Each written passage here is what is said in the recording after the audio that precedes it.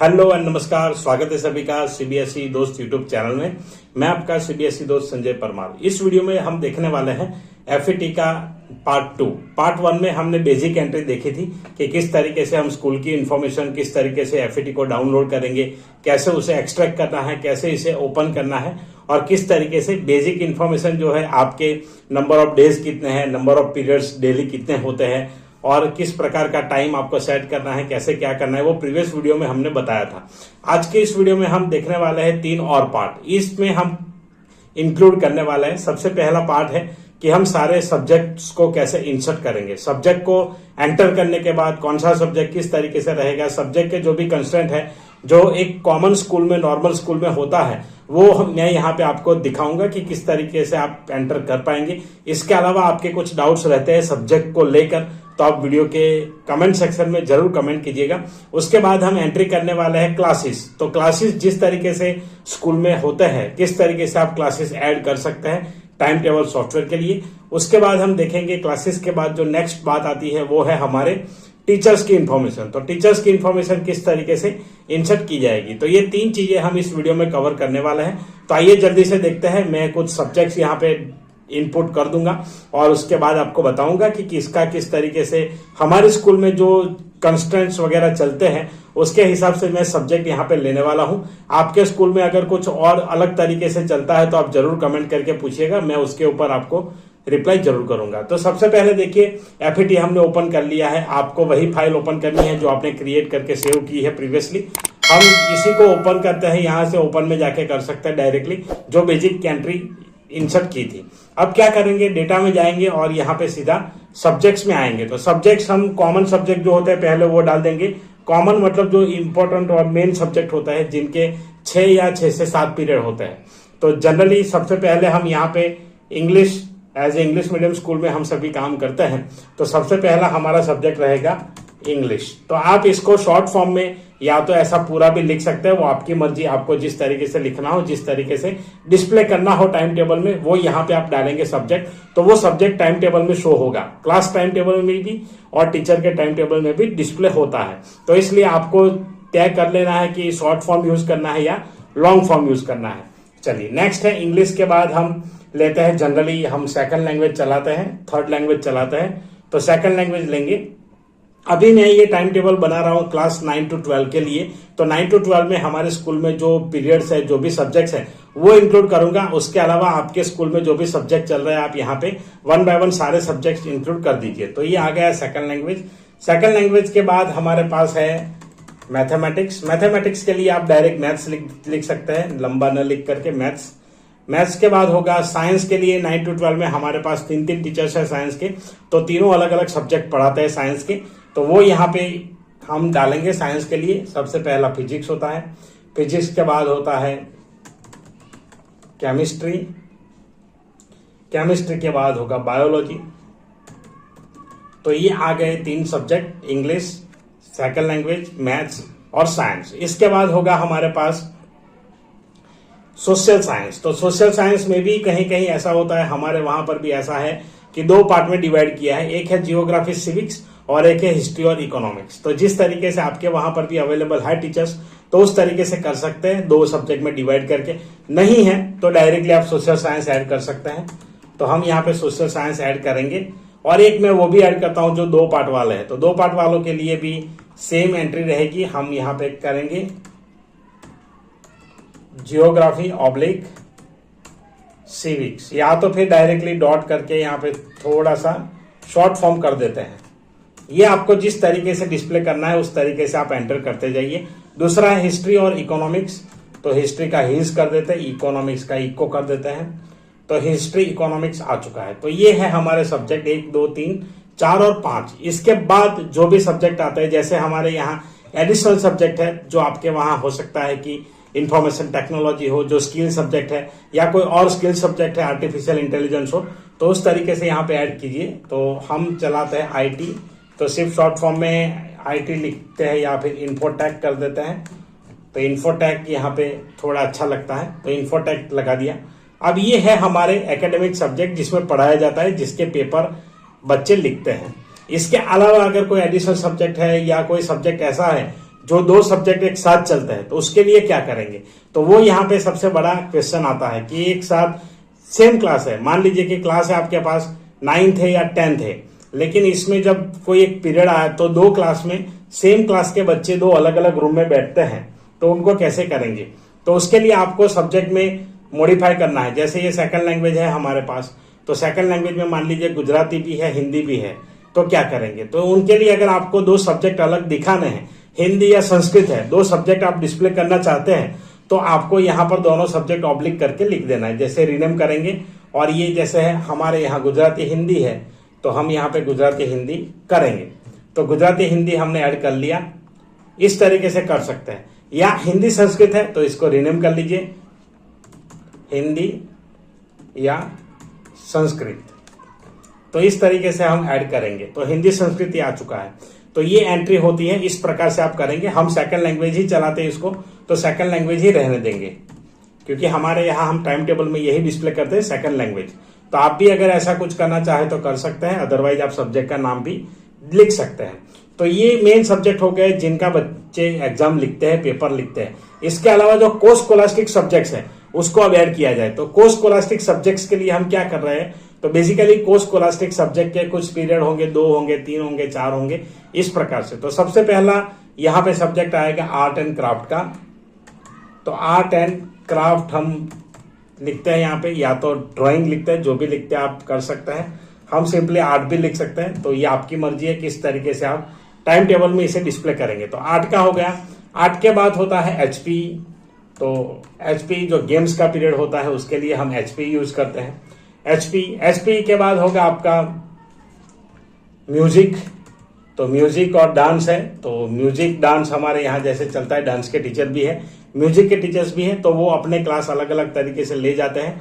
तो उनके लिए हम म्यूजिक डांस एक साथ कर देते हैं, क्योंकि वही पीरियड म्यूजिक वाले जो टीचर्स है वो अपने स्टूडेंट सिलेक्ट करके म्यूजिक में ले जाएंगे, जो डांस वाले टीचर है वो डांस वाले स्टूडेंट्स को अपने साथ ले जाएंगे। तो उनका ग्रुप बन जाता है, तो ग्रुप वाइज वो कराते हैं, हर वीक में एक्टिविटी कराते होंगे जैसे भी है, तो वो इस प्रकार से आ जाता है। तो ओके कर देंगे यहाँ पे, और म्यूजिक डांस ऐड हो जाएगा। अब म्यूजिक डांस के बाद कोई एडिशनल सब्जेक्ट है हमारे पास, तो आर्ट, एचपी, म्यूजिक डांस आ चुका है। अब आगे देखेंगे इसमें आर्ट म्यूजिक के बाद एचपी लाइब्रेरी। तो लाइब्रेरी के पीरियड होता है, तो यहाँ पे मैंने डाल दिया लाइब्रेरी का short form LIB, library. Library के बाद कोई पीरियड अगर इसमें बचता है तो देखते हैं, चलिए। Art, HP, music, dance, library, ये पीरियड इतने आ चुके हैं। इसके अलावा तो कोई सब्जेक्ट अभी बचा नहीं है हमारे स्कूल के हिसाब से। अगर आपके स्कूल में कुछ और सब्जेक्ट है तो जरूर यहाँ पे इनपुट कर सकते हैं। ये सब्जेक्ट इतने रहेंगे। एक बार फिर से मैं नजर मार लेता हूँ। English second language, maths, physics, chemistry, bio, social science, geography, civic, history, economics वो सोशल साइंस के बदले में है। Information technology, art, HP, music, dance, library, ये हो चुका है। अब हम देखेंगे आगे। इसके अलावा कोई और पीरियड अगर मेरे दिमाग में आता है तो मैं एक बार सोच लेता हूँ। नहीं है, इतना ही है। 9th 10th में तो यही है, 9th to 12 में। इसके अलावा कुछ और पीरियड आपके वहां अगर है तो आप ऐड कर सकते हैं, सब्जेक्ट आप ऐड कर सकते हैं। आपको जो सब्जेक्ट डिस्प्ले कराने हैं टाइम टेबल में वो बात जरूर याद रखें, उतने सब्जेक्ट्स आप 1 by 1 इंसर्ट करते जाइए।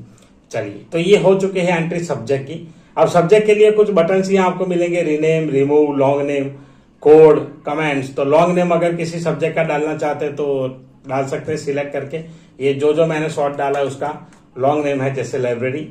तो इसका भी कहीं ना कहीं कुछ डिस्प्ले हो जाएगा। तो ऐसे करना है तो ऐसे कीजिए, या फिर 3-3 लेटर के सभी को कर देना तो भी कर सकते हैं, वो आपकी मर्जी है।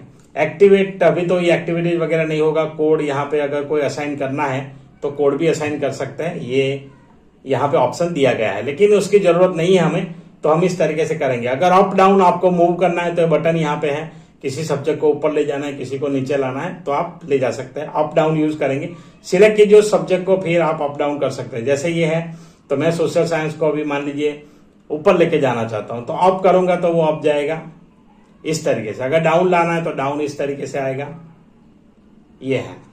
तो ये इस तरीके से आप कर सकते हैं। तो चलिए, ये हो गए सब्जेक्ट। सब्जेक्ट्स के बाद हम बात करते हैं क्लास की। तो उसमें आपको टीचर्स की बात करते हैं। तो टीचर्स में तो काफी सिंपल तरीका है। टीचर्स में एक ही टीचर की एंट्री करूंगा, बाद में टीचर्स ऐड करके बताऊंगा आपको। एक ही टीचर की एंट्री सेम तरीके से होगी। इसमें और कुछ हमें बताने की जरूरत नहीं है।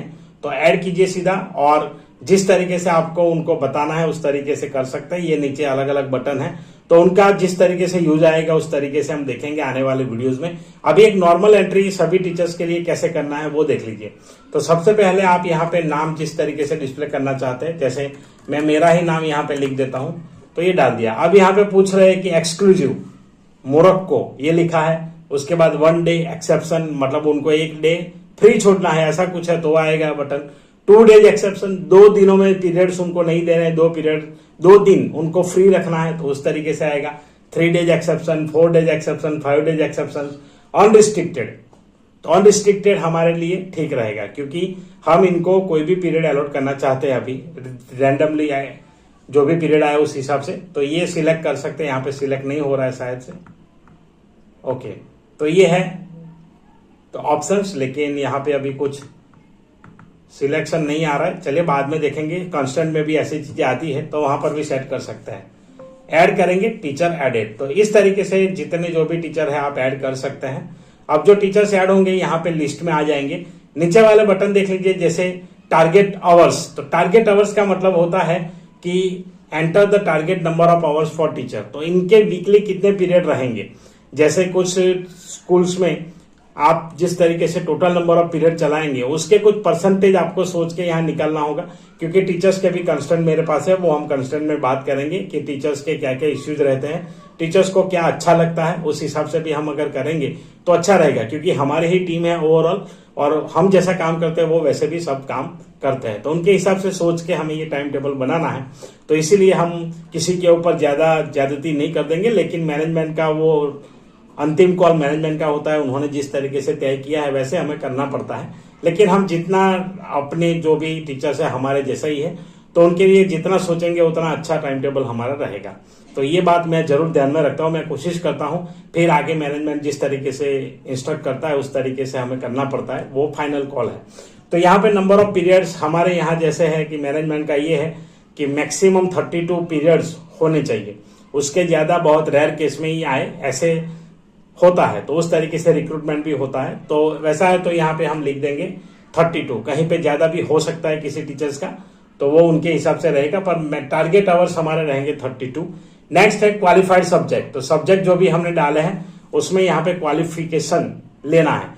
तो जैसे मेरा नाम डाला है तो मैं इंफॉर्मेशन टेक्नोलॉजी में अभी क्वालिफाइड हूँ, ओके करूंगा तो वो ऐड हो चुका है कि नहीं यहाँ पे आपको दिखेगा। तो इस तरीके से नहीं आएगा, इसको डबल क्लिक करके आपको ले जाना होगा, अभी आ चुका है, तो ऐसा गलती मत कीजिए। क्वालिफाइड सब्जेक्ट आप डालेंगे तो आगे एक्टिविटी इनपुट करने में इजी रहता है, तो इसलिए ये चीज करनी है क्वालिफाइड सब्जेक्ट। अब क्वालिफाइड सब्जेक्ट इसके अलावा कोई और है, जैसे मुझे मैथ्स पढ़ाना हुआ किसी क्लास में, तो मैं मैथ्स यहाँ पे सिलेक्ट कर दूंगा, तो ये दोनों सब्जेक्ट मेरे नाम के सामने आ जाएंगे। अगर मुझे मैथ्स की क्लास मिलती है तो मैं मैथ्स भी इस क्लास में ले सकता हूं, तो इस तरीके से कर सकता है। तो ये है, ये आ चुका है। तो ये 2-3 चीजें इसमें ज्यादा इंपॉर्टेंट है। तो सबसे पहले ऐड करना, उसके बाद टारगेट आवर्स, क्वालिफाइड सब्जेक्ट, तो इस तरीके से कर सकते हैं। यहाँ पर भी बाकी शॉर्ट और अप डाउन वो सारे ऑप्शंस अवेलेबल है, एक बार सारे टीचर्स की एंट्री कर लीजिए, उसके बाद ये आप कर सकते हैं।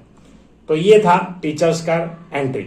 अब लास्ट पोर्शन इस वीडियो का देखते हैं, और वो है हमारी स्टूडेंट्स। तो स्टूडेंट्स मतलब होता है क्लासेस, तो क्लासेस और सेक्शन हम यहाँ पे क्रिएट करेंगे। तो मैं जनरली इसी से बना लेता हूँ। ग्रुप्स भी आप क्रिएट करना चाहे तो कर सकते हैं, ईयर्स क्रिएट करना चाहे तो ईयर्स उसी से आ जाएगा। तो हम ऐड करेंगे, सबसे पहले 9 to 12 करते हैं। तो हमारे यहाँ 9 to 12 में हर क्लास में 4-4 सेक्शन है, तो 4 सेक्शन हम कर लेंगे। तो 9th का अगर आप रोमन में दिखाना चाहे तो रोमन में IX लिख दीजिए। नंबर ऑफ स्टूडेंट्स तो CBSE का रूल हम सबको पता है 40, तो सभी में 40 आएंगे। तो ये हो चुका है 9A। अब 9A के बाद हम ऐड करेंगे 9B, तो 9B इस तरीके से आप क्लास ऐड करते जाइए। अगर कोई स्पेसिफिक चीज है तो आपको यहाँ देखने को मिलेगी नीचे वाले बटन में। तो देख लेते हैं नीचे वाले बटन में, divide year by selecting categories. अगर ईयर को डिवाइड करना है तो ये इस तरीके से आएगा, यहाँ से आप कुछ ऐड करके सब ग्रुप भी बना सकते हैं, इसका मैक्सिमम सब ग्रुप पर ईयर तो ये है। तो ये सारी चीजें भी यहाँ पे है। डिवीजन कैटेगरी, अगर ABCD डिवीजन यहाँ पे आपने नहीं डाला है तो स्प्लिटिंग ईयर 9 उसके बाद अगर करना है तो कर सकते हैं, पर ये करने की जरूरत नहीं है। हमारा इजी जितना काम रहे उतना अच्छा रहेगा। तो 9B 9C ऐसे हम डाल देंगे। तो 9C फिर नंबर ऑफ स्टूडेंट 40, इस तरीके से ऐड हो चुका है 9C। 9D आगे आएगा 9D, 9D यहाँ पे ऐड करेंगे 9D और यहाँ पे 40, 9D 40, तो ये है 40। तो इस तरीके से आप ऐड करते जाइए, जितने भी क्लासेस आप ऐड करना चाहें कर सकते हैं। मैंने 9th का ऐड किया है, वैसे 10th 11th 12th का भी आ सकता है। तो इस तरीके से आप कर सकते हैं। तो ये है बेसिक एंट्री, यहाँ पे खत्म हो चुकी है। अब हम क्लास वाइज जो सब्जेक्ट है टीचर्स को अलॉट करेंगे वो देखेंगे आने वाले वीडियो में। तब तक मैं ये एंट्री कहीं पूरा करके पूरा ले आऊंगा, उसके बाद हम एक्टिविटी सेट करेंगे नेक्स्ट वीडियो में। तो नेक्स्ट वीडियो का इंतजार जरूर कीजिए और वीडियो पसंद आता है तो लाइक कीजिए, शेयर कीजिए। सभी टीचर्स जो भी टाइम टेबल में इन्वॉल्व है, जो भी टाइम टेबल बनाने में दिक्कत मैनुअल टाइम टेबल में बहुत आते हैं, तो वो क्लैशेस ना हो उसके लिए ये सॉफ्टवेयर सबसे बढ़िया है। तो वीडियो जरूर देखें और इम्प्लीमेंट कीजिए, और आपके जो भी डाउट्स है कमेंट्स है कमेंट सेक्शन में जरूर पूछिए। चलिए मिलते हैं आने वाले नए वीडियो में, तब तक के लिए जय हिंद जय Bharat. Thank you very much for watching.